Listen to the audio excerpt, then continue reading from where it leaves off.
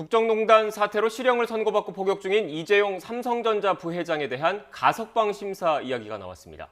아직 구체적인 논의가 이루어지는 건 아니지만 가석방 요건이 된다는 것만으로도 재계 안팎에서 관심이 쏠리고 있습니다.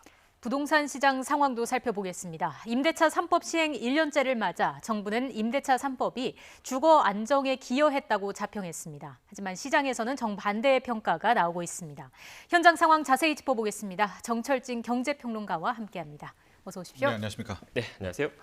평론가님, 먼저 이재용 삼성전자 부회장 이야기를 좀 해봐야 될 것 같은데 그동안 뭐 가석방이니 사면이니 꾸준히 얘기는 나오고 있지 않았습니까? 그런데 특히 최근 들어서 이 가석방 얘기가 나오는 거는 송영길 민주당 대표가 언급을 하면서 좀 더 구체화된 거죠? 그렇습니다. 말씀하신 대로 뭐 시장에서는 이제 8월 15일 8.15가 다가옴에 따라서 사면 이야기, 또 최근에 워낙 반도체 시장이 상황이 급박하게 돌아오고 있지 않습니까? 그래서 가석방 이야기는 꾸준히 나왔는데요. 뭐 누가 이렇다 할 뭐 언급은 없었습니다. 네. 근데 지난 20일이었죠.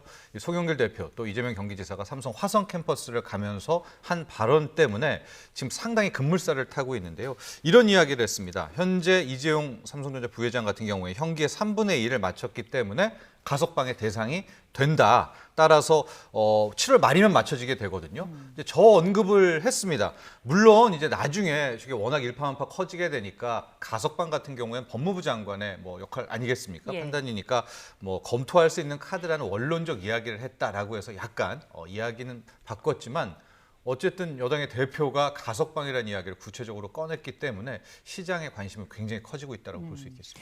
가석방입니다. 사면은 아니고요. 왜 그런 건가요? 일단 사면은 이제 대통령의 권한이고요. 예. 가석방은 이제 법무부 장관이 가석방 심사위원회를 통해 가지고 판단할 수 있을 것 같은데요. 일단은 현재 뭐 구체적인 두 가지 이유가 있습니다. 청와대나 현재 정부는 그동안의 경제사범들에 대해서는 어쨌거나 사면이 없다는 기조를 유지해 왔다는 그런 점 하나가 있고요. 이재용 부회장에게 좀 집중을 한다면 실은 지금 이 뇌물 관련한 2년 6개월형 최종형 받은 형 외에 삼성 바이오로직스 분식회계 재판이 또 진행 중입니다. 이건 아직 1심 판결도 안 나왔거든요. 그러니까 이번에 사면을 한다라고 해서 만에 하나 소위 말하는 삼성 바이오로직스와 불법 승계해서 또 어떻게 될지 모르겠지 않습니까? 그럼 거기에서 또 유죄가 나올 경우에는 뭐 사면을 2번에 이런 좀 구체적인 문제들도 있기 때문에 오히려 가석방 쪽에 더 무게가 실리고 있는 것이 또 시장의 판단인 것 같습니다. 네, 시청자분들 이해를 좀 돕기 위해서 이른바 국정농단 사건과 관련해서는 이재용 삼성전자 부회장이 이제 판결을 받고 지금 그렇죠. 복역 중이지만 네. 그것과 별개로 삼성 경영권 승계와 관련해서 그 재판이 진행 중이기 때문에 이 그렇습니다. 부분은 좀 더 차후에 혹시라도 실형이 선고될 가능성을 배제할 수 없다 이런 말씀이신 맞습니다. 거잖아요. 네. 알겠습니다. 일단 네. 지금 이렇게 해서 가석방 이야기가 나오고 있는 건데 이 가석방과 사면은 사실 좀 다르지 않습니까? 법적으로. 그렇죠. 사면 같은 경우에는 어떻게 보면 이미 선고된 형의 효력을 상실시키는 그런 측면이 있는 건데 네. 이 가석방 같은 경우에는 쉽게 얘기해서 교도소에서 몸만 밖으로 나와서 자유롭게 하는 거라서 경영 활동 과정에서 좀 제약이 있을 수밖에 없을 것 같은데요. 정확한 지적이신데요. 그래서 경영권도 반대를 하고 있고 특히 시민단체도 함께 반대를 하고 있는 것입니다. 말씀하신 대로 사면 같은 경우에는 일단은 완전히 이제 소위 말하는 형기나 이런 것들이 없어지는 것이기 때문에 이재용 부회장이 해외 출국도 자유롭고요. 본격적으로 경영권 참여도 가능하지만 가석방은 형이 있는 겁니다. 네. 그래서 5년 동안 뭐 활동 금지라든가 해외 출국 금지라든가 실은 경영권에서 구체적으로 이재용 부회장이 나서서 공식적으로 하는 활동이 안 되거든요. 그렇다면 물론 뭐 형 중에 수감 중인 것보다는 나와서 가석방을 해서 활동하는 것이 여러모로 유리할 수는 있겠지만 특별하게 어떤 지금보다도 더 나은 무엇이 없는 것 아니겠습니까? 그래서 재계에서도 아예 사면 쪽을 더 원하는 것 같고 시민단체는 더 반대로 아니 가석방은 그냥 특혜 아니냐 이런 쪽으로 또 주장을 하고 있는 이렇게 엇갈리게 되는 것입니다. 네, 이렇게 이재용 삼성전자 부회장에 대한 사면이든 가석방이든 어떻게 보면 경영 활동을 할 수 있게 좀 뭐 풀어주자 이런 어떻게 보면 기류가 올 초까지만 해도 그렇게 여권 내에서는 긍정적이지 않았는데 네. 한미 정상회담을 거치면서 어떻게 좀 분위기가 바뀌었고 네. 최근 들어서는 그 삼성전자의 그런 비상경영 체제에 대한 우려가 커지면서 이런 여론들이 좀 형성되고 있다 이런 분석들이 많던데 어떻게 보십니까? 그렇습니다. 지금 반도체 상황이 굉장히 시급하게 돌아가고 있습니다. 즉 미국이 먼저 치고 나왔는데요. 그동안의 반도체 시장을 좀 보면 나눠 먹는 이제 뭐 생태계 구조였거든요. 우리가 메모리 반도체를 하고 뭐 대만은 파운드리를 하고 미국은 시스템 반도체를 하고 독일이나 일본은 소재 부품 장비를 하고 뭐 이런 식으로 나눠 갔는데 네. 미국이 이제 다 가지려고 막 한단 말입니다. 그러니까 여기에서 조금만 속도를 늦추면 우리가 잘했던 것마저도 뺏길 수 있는 그런 상황인데 여기에서 지금 메모리 반도체 선두인 삼성이 못 치고 나가니까 또 뭐 내부 사내 유보금이 거의 200조인데도 뭐 투자라든가 M&A를 못 하고 있지 않습니까? 그래서 아마도 여권이라든가 청와대에서도 조금씩 이러다가는 우리의 가장 강하던 반도체도 놓치는 거 아닌가 이런 불안감도 나오면서 오히려 더 뭐 가석방이든 사면이든 이런 목소리가 높아지는 한 적어도 제가 보기에 3, 4개월 만에 분위기가 확 바뀐 것을 좀 느낄 수가 있는데요. 이런 것들을 좀 주가에서도 우리가 좀 확인해 볼 수 있을 것 같습니다. 1월만 해도 주가가 8만 원 넘어서 뭐 장중에 9만 원대까지 가고 막 그랬었는데 지금은 8만 원도 깨져서 뭐 9만 전자, 8만 전자, 7만 전자가 되고 있는 상황이거든요. 근데 문제는 실적이 나쁘지가 않아요. 2분기에도 영업이익이 12조 원, 석 달 동안에 12조를 번 회사가 전 세계에서 3-4군데밖에 안 되거든요. 하고 3분기도 좋다고 하고요. 4분기도 좋다고 하는데 이제 주가도 못 가는. 이제 저런 것은 뭘 반영하느냐? 그 이상의 호재, 가령 새로운 산업에 대한 투자라든가 M&A라든가 이런 것들을 시장은 원하고 있는데 이제 거기에 대한 반영을 전혀 못하고 있는 건 아니겠습니까? 뭐 삼성의 비상경영도 얘기했지만 아마도 그런 것들이 최근 여권 내부에서도 이렇게 조심스럽게 가석방이든 사면이든 이것이 언급되는 것과 맞물려 있지 않나 이렇게 보고 있습니다. 제가 지금 주식 주가를 좀 보고 있는데 아직 장 초반이긴 하지만 삼성전자가 어제보다는 오늘은 좀 오르고 있지만 아직 8만 원대를 회복을 못 하고 있더라고요. 그런데 이 주식 주가라는 게 결국 기업의 현재 실적을 반영한다기보다는 어떻게 보면 그 주주들의 그 이 기업이 얼만큼 미래에 돈을 많이 벌 것인지 미래 가치에 대한 투자 개념인 거잖아요. 근데 이 미래 가치에 대해서 삼성전자의 미래에 대해서 좀 불확실하게 보고 있다. 이런 측면이 그 고려가 됐다는 겁니까? 그렇습니다. 주식 투자자들이 좀 싫어하는 단어가 있는데요. 그게 바로 선반영이라는 말입니다. 선반영됐다. 선반영됐어. 근데 이 삼성전자는 선반영이 정말로 심하게 된 거죠. 왜냐하면 3분기 실적, 4분기 실적까지도 엄청 좋은데 주가는 오히려 떨어지고 있거든요. 이제 거기에 대해서 뭐 주식 전문가들, 시장 전문가들은 이미 9만 원대 주가, 8만 원대 후반 주가에 모든 호재가 선반영돼 있다라는 것이고요. 그렇다면 주식은 결국 성장성을 또 보고 있는 건데 플러스 알파가 필요하다. 투자 아니겠습니까? 아니면 새로운 뭐 모색을 해야 되는데 현재 뭐 수장이 없기 때문에 못 간다. 이제 이런 논리도 함께 지금 나오고 있는 것이고요. 또 하나가 이 삼성전자의 개인 투자자들이 지금 한 500만 명이 여기에 관여가 돼 있고 특히 작년 말 올해 동학개미 운동 때 신규 진입한 삼성전자의 주주 개인 투자자들이 거의 300만 명의 또 절반 이상이 육박을 하고 있거든요. 아마 이런 것들도 많이 좀 맞물리지 않았나 보고 있습니다. 하지만 일각에서는 또 그 뭐 삼성이라는 재벌 총수에 대해서 이렇게 특혜를 주는 것 아니냐, 이거는 어떻게 보면 법치주의에 어긋나는 것 아니냐 이런 비판도 사실 있는 게 그 사실이거든요. 그래서 지금 사면보다는 가석방, 그러니까 다른 그 뭐 교도소에 있는 다른 사람들도 어떻게 보면 형기를 일정 기간 맞추면 가석방이 조건이 되는 것처럼 사면보다 가석방을 고려하는 것도 이런 비판을 의식한 거라고 봐야 되겠습니까? 그렇습니다. 특히 그 20일 날 송영길 대표 얘기했을 때 이재명 경기지사도 그런 이야기를 했거든요. 재벌이라고 해서 사회특권층이라고 해서 특혜를 받아서는 안 되지만 또 역차별을 받아서는 안 된다. 이제 그것이 형기를 3분의 2 이상, 그러니까 2년 6개월에 거의 이달 말이 되면 60% 이상이 되거든요. 그렇게 되면 뭐 하나의 자연인으로서 또 가석방의 대상에 오를 수 있는 것 아닌가. 그렇게 좀 분위기는 바뀌어가고 있는 것 같습니다. 상황 계속 좀 봐야겠고요. 주제를 좀 바꿔보겠습니다. 이번에 부동산 시장 이야기를 해볼 텐데 임대차 3법이 이제 곧 시행 1년째를 맞습니다. 정부가 앞서 저희가 전해드린 것처럼 시행 효과에 대해서 보고를 하는 자리를 갖기도 했는데 어떤 평가를 내렸는지 정리를 해주시죠. 일단 간단하게 임대차 3법 좀 정리를 해보면 크게 3가지 법이 있다는 건 아니겠습니까? 계약갱신 청구권, 그러니까 2년 플러스 2년, 앞으로 전세제도는 4년이 이제 보장이 되는 것이고요. 여기에 전월세 상한제라고 해서 2+2 할 때 그 직전 계약 임대료의 두 번째 계약 할 때 5% 이상은 못 올린다라는 게 있고 올해부터 시행이 됐죠. 6월 1일부터 전월세 신고제. 앞으로 임대차 계약은 30일 이내에 관련한 내용들 역시 뭐 계약금 뭐 이런 내용 그 전세 보증금 이런 내용이겠죠. 이제 신고를 해야 된다라는 것인데요. 이제 시행 1년이 됐습니다. 이제 그랬고 여기에 따라서 이제 어제 홍남기 경제부총리가 저 임대차 3법 시행 1년에 맞아서 일종의 평가를 내렸었는데 네.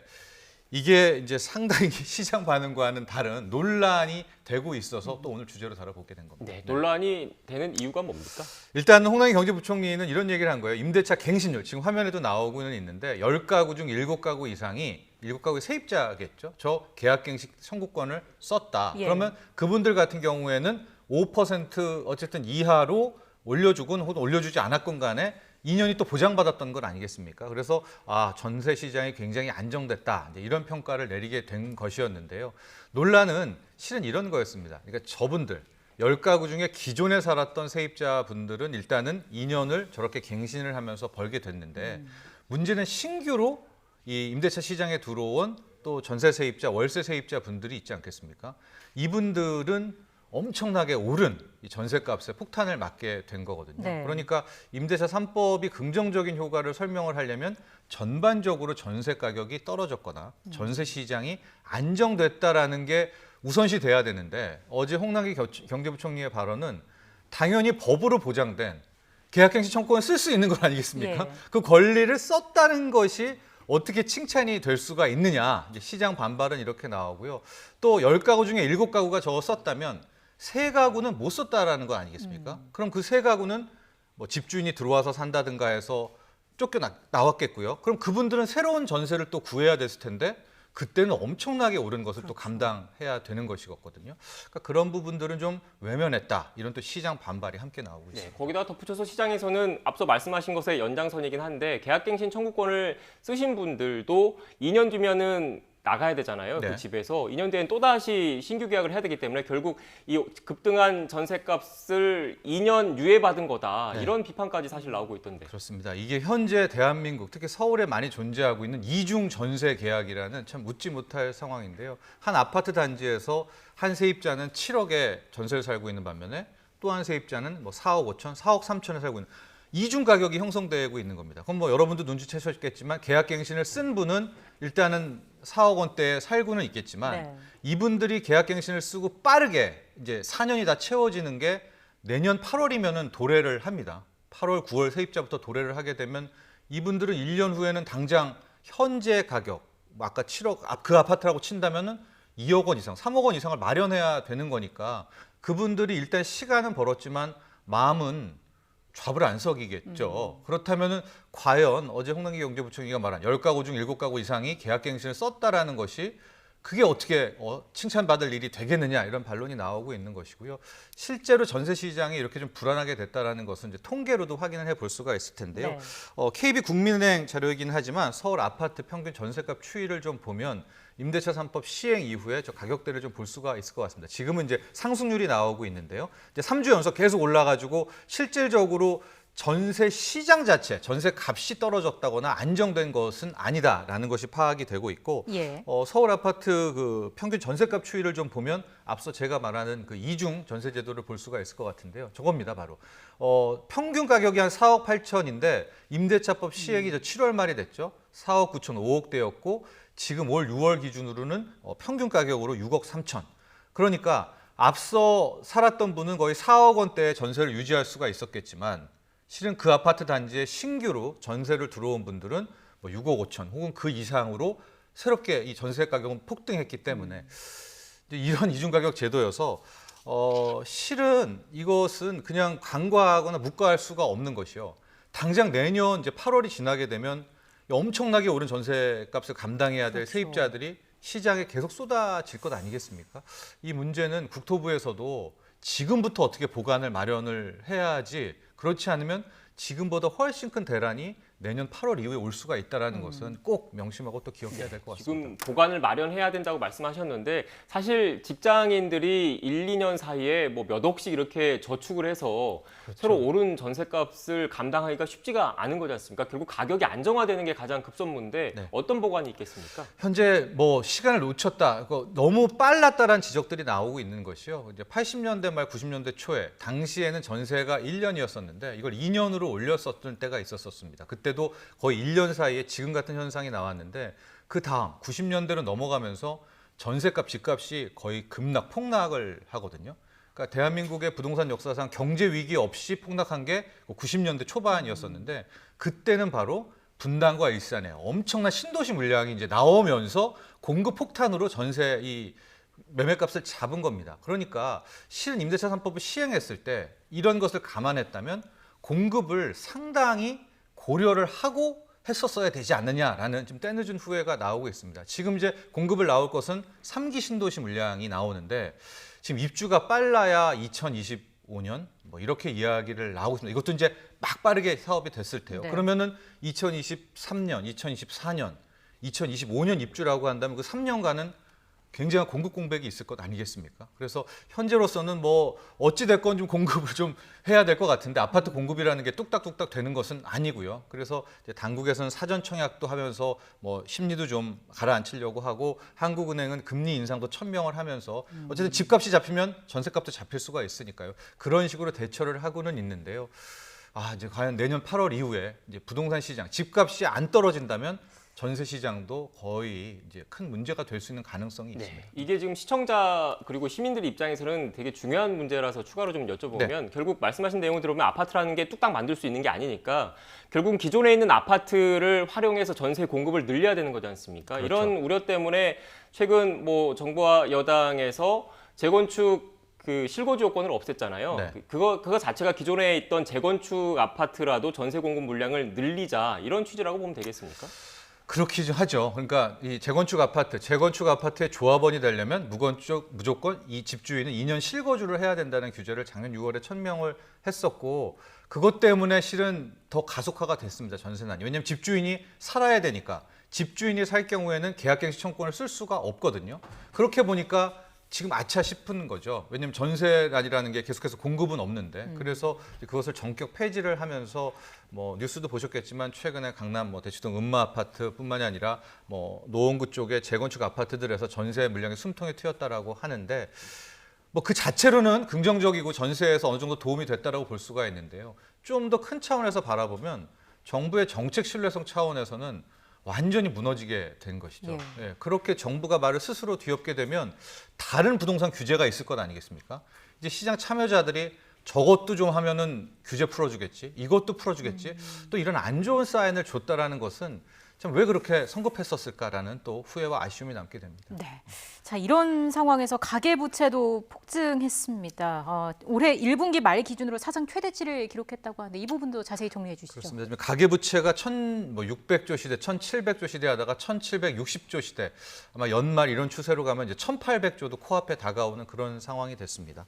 가계부채가 지금 높고 뭐 자체 규모 자체도 높은 것보다도 증가 속도가 워낙 빠르고요. 여기에 플러스 알파로 자영업자 대출 규모가 850조. 그러니까 그분들 이제 가계부채랑 섞여 있기 때문에 엄청난 지금 빚으로 살아가고 있는 그런 상황인데요.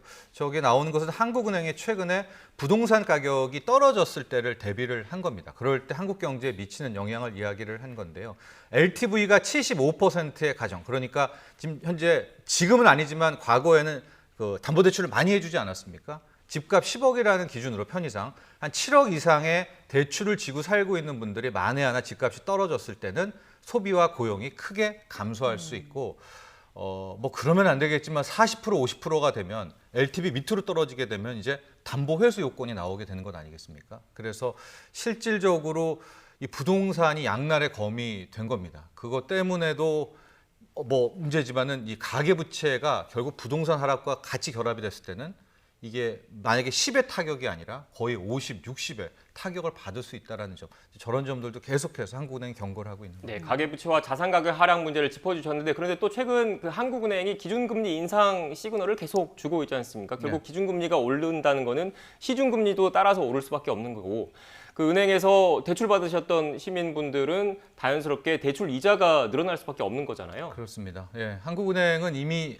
이 정도 사인은 거의 중앙은행이 했다면은 뭐 100% 확실하다고 보여지게 되고요. 연내 한 번인지 아니면 두 번인지는 봐야 될 것 같습니다만 그리고 또 하나 기억해야 될 것은 중앙은행에 있어서 뭐 한국은행뿐만이 아니라 미국의 연방준비제도도요. 금리를 인상한다, 금리를 인하한다는 것은 1회나 2회로 그치지가 않습니다. 추세를 타거든요. 그렇다면 이번에 시작은 금리 인상의 시작이다. 그럼 이제 기준금리가 오르면 시간차는 있겠지만 이제 시장 금리도 같이 연동할 수밖에 없겠고 예. 그것이 다시 또 우리 1,700조, 1,800조의 가계부채를 건드릴 수밖에 없어서 지금 가장 중요한 게 뭐냐 이렇게 많이 뭐 재테크라든가 이런 거에 뭐 조언을 한다면 주식 투자를 어떻게 해요? 코인 투자를 어떻게 해요? 집을 살까 말까요? 보다도 내가 갖고 있는 그 빚을 이 빚 관리를 어떻게 급전부터 갚거나 향후 할 것인가가 가장 중요한 대목이 아닌가 생각합니다. 네, 지금 평론가님께서 빚 관리를 어떻게 하는지 중요한 대목이라고 말씀하셔서 추가로 질문 하나 좀 드릴게요. 이렇게 금리 인상 신호가 온 상황에서 결국 변동금리보다는 고정금리로 대출을 유지하는 게 낫지 않습니까? 네. 그래서 이른바 대출 갈아타기, 그러니까 변동금리에서 고정금리로 갈아타는 대환대출도 좀 알아볼 필요가 있지 않습니까? 근데 현재까지는요, 그 본인의 상황을 좀 봐야 됩니다. 중도 상환 수수료라는 것들도 있어서 본인의 변동금리 대출을 바꿀 때 그 지불하는 그 액수가 자신의 대출 금액과 좀 비교해 볼 필요가 있겠고요.